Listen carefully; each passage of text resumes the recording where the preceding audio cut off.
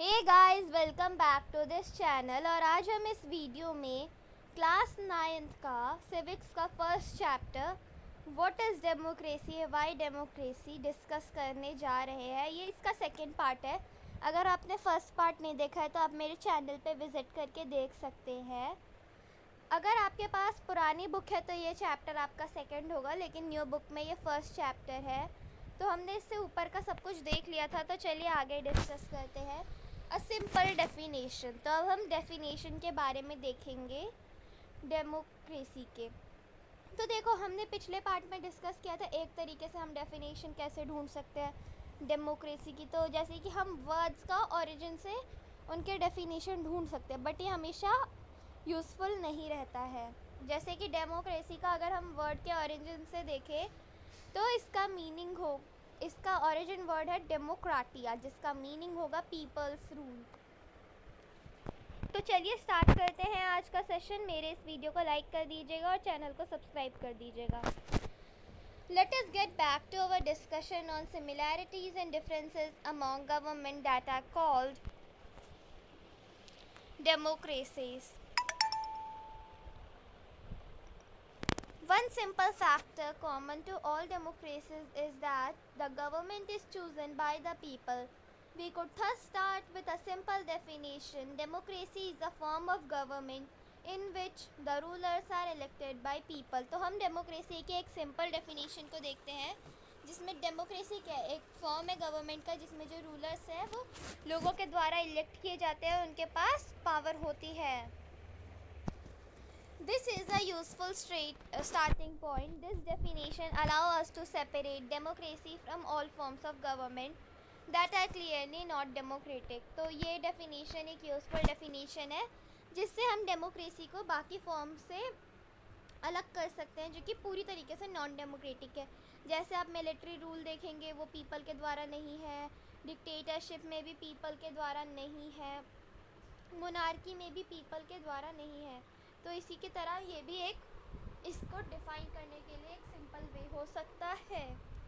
तो चलिए आगे देखते हैं। The army rule of Myanmar was not elected by people. Those happened to be in control of army became the rulers of the country. People had to no say in this decision. Dictators like Pinochet are not elected by people. This also applies to monarchies. The king of Saudi Arabia rule not become the people because the people have chosen them to do so, but because they will happen to be born into the royal family. तो देखो, जो ऐसे आप इन सबको monarchy से अलग कर सकते हो, डेमोक्रेसी को मिलिट्री रूल से अलग कर सकते हो डेमोक्रेसी को, और आप डिक्टेटरशिप को अलग कर सकते हो डेमोक्रेसी से। जैसे कि म्यांमार में जो आर्मी रूल था वो लोगों के द्वारा नहीं चूज़ किया गया था। चाइल्ड में जो डिक्टेटर्स का रूल था जैसे कि पाइनोचेट का, तो वो भी पीपल के द्वारा नहीं किया गया था इलेक्ट। और जो सऊदी अरेबिया में जो रूल था मोनार्कीज़ का, वो भी पीपल के द्वारा इलेक्ट नहीं किया गया था। तो चलिए हम आगे बढ़ते हैं। This simple definition is not adequate. It reminds us that the democracy is people's rule. But if we use this definition in an unthinking manner, we would end up calling almost every government that hold an election a democracy. तो देखो, ये लेकिन सिर्फ काफ़ी नहीं है। देखो, बहुत सारी कंट्रीज़ ऐसी भी होती है जो कि डेमोक्रेसी को रखती तो है, बट वो रियली डेमोक्रेसी नहीं होता। बस आप इलेक्शंस के द्वारा देख ले कि ये डेमोक्रेसी है तो ये गलत है। ऐसा बहुत जगह होता है कि जहाँ पे प्रेशर दिया जाए, मनी दिया जाए कि आप मुझे ही इलेक्ट करो, लोग लालच में आके उन्हें इलेक्ट कर देते। तो क्या ये डेमोक्रेसी है? नहीं ना। So that would be very misleading, as we shall find out in chapter 3. Every government is contemporary world want to be a called a democracy, even if it is not so. That is why we need to carefully distinguish between a government that is a democracy and one that pretends to be one. We can do so by understanding each word in the definition carefully and spelling out the features of democratic government. तो हम इसकी clear definition हमारे लिए जानना इसलिए ज़रूरी है ताकि हम जो गवर्नमेंट्स जो डेमोक्रेटिक है और जो अपने आप को चाहते हैं कि वो डेमोक्रेटिक हो, या फिर दिखाते हैं कि हम डेमोक्रेटिक है, उसको डिफ्रेंशिएट कर सके। इसीलिए हमें उसके हर एक वर्ड को केयरफुली डेफिनेशन के साथ समझना होगा और डेमोक्रेसी के फीचर्स जानने होंगे। तो ये आप खुद पढ़िएगा, क्योंकि हमें ये पूरा चैप्टर कंप्लीट करना है, तो ये वाला आप जो स्टोरी है ये आप खुद पढ़िएगा। तो चलिए आगे चलते हैं। Features of democracy. We have started with a simple definition. Democracy is a form of government in which the rulers are elected by people. तो ये इम्पॉर्टेंट है कि डेमोक्रेसी जो है लोगों का रूल है, जिसमें जो लीडर्स हैं वो लोगों के द्वारा ही इलेक्ट किए गए। This raises many question. Who are the rulers? तो आपके दिमाग में भी ये क्वेश्चन आए होंगे ना कि रूलर्स कौन है इसमें, in this definition. Which officials must be elected for any government to be called a democracy? तो कौन से लोगों को हमें इलेक्ट करना चाहिए गवर्नमेंट के लिए जिसको हम डेमोक्रेसी कहें? Which decisions may be taken by non-elected officials in democracy? और कौन सा डिसीजंस जो है वो non-elected officials को लेने चाहिए डेमोक्रेसी में? What kind of elections constitute in a democratic election? तो कैसे तरीके के इलेक्शंस होते हैं डेमोक्रेसी में? What conditions must be fulfilled for an election to be considered democratic? तो किस तरीके के इलेक्शंस होने चाहिए, कंडीशंस होने चाहिए इलेक्शंस के, जो कि हमारी नीड्स को फुलफिल करे, जिससे कि जो इलेक्शन है वो डेमोक्रेटिक हो। Who are the people who can elect the rulers or get elected as rulers? तो कौन से लोग हैं जो कि रूलर्स को इलेक्ट कर सकते हैं या फिर खुद रूलर्स बन सकते हैं? Should this include every citizen on an equal basis? Can a democracy deny some citizens this right? तो क्या ये सबके लिए है या फिर डेमोक्रेसी किसी को मना भी कर सकती है? Finally, what kind of form of government is democracy? Can elected rulers do whatever they want in democracy? तो किस तरीके की गवर्नमेंट है ये? क्या जो इलेक्टेड रूलर्स है वो कितनी भी पावर यूज़ कर सकते हैं, कुछ भी कर सकते हैं जो उन्हें चाहिए? और must a democratic government function with some limits? या फिर किसी लिमिट्स के साथ ही वो फंक्शन करते हैं? It is necessary for a democracy to respect some rights of the citizen. तो डेमोक्रेसी में इम्पॉर्टेंट है कि कुछ राइट्स बचाए जाए सिटीजन्स के। Let us consider each of these question with the help of some examples. तो हम कुछ एग्जाम्पल्स के द्वारा इनको करते हैं कंसीडर। तो अब हम देखेंगे मिलिट्री रूल, जो कि हमारी नेबरिंग कंट्री के साथ ही हुआ था, पाकिस्तान के साथ आफ्टर इंडिपेंडेंस। तो देखते हैं क्या हुआ था। तो major decisions by elected leaders in Pakistan. General Pervez Musharraf led in military coup in October 1999। तो देखो इसने एक मिलिट्री कोप रख दिया था 1999 में, ठीक है। He overthrew a democratically elected government and declared himself the chief executive of the country. तो उसने क्या किया था, जो वहाँ के जो प्राइम मिनिस्टर थे उसको जेल में डाल दिया था और अपने आप को चीफ एग्जीक्यूटिव डिक्लेयर कर दिया था कंट्री का।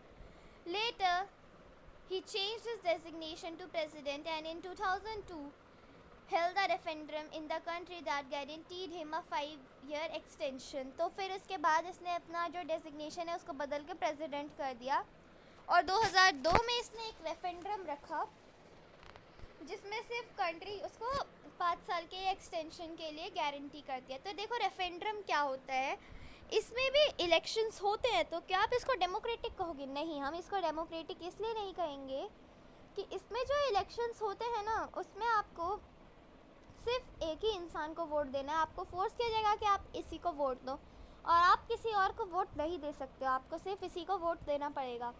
या मान लो अगर 3-4 अपोजिशन पार्टीज़ खड़ी है और परवेज़ मुशर्रफ है, तो रेफरेंडम में क्या होगा कि आपको किसी और को चूज़ करना है लेकिन आप उसको चूज़ नहीं कर सकते हो, आपको परवेज़ मुशर्रफ को ही चूज़ करना पड़ेगा। Pakistani media, human rights organization and democracy activists said that the referendum was based on rulers। तो जो रेफरेंडम्स है वो माल प्रैक्टिसेस एंड फ्रॉड पे बेस्ड है।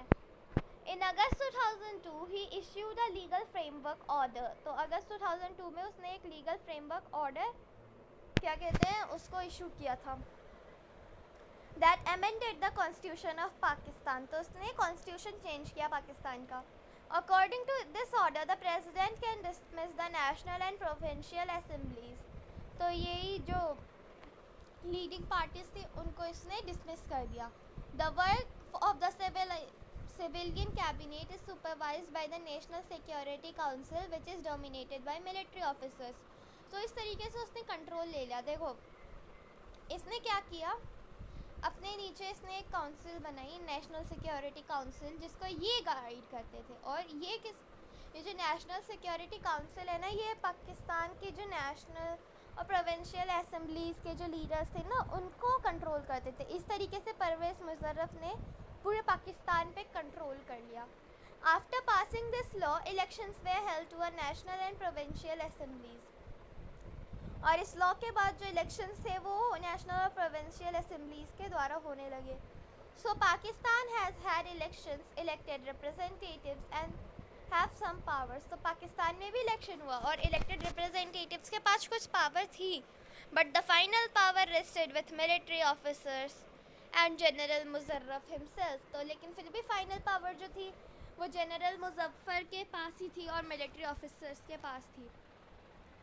Clearly, there are many reasons why Pakistan under General Musharraf should not be called a democracy. तो बहुत सारे यहाँ पे reasons है जिसके कारण जो पाकिस्तान का जो रूल था जो जनरल मुशर्रफ के अंदर, उसको हम डेमोक्रेसी नहीं कहेंगे. But let us focus on one of these. तो अब हमें एक पे फोकस करते हैं. Can we say that the rulers are elected by the people in Pakistan? Yes.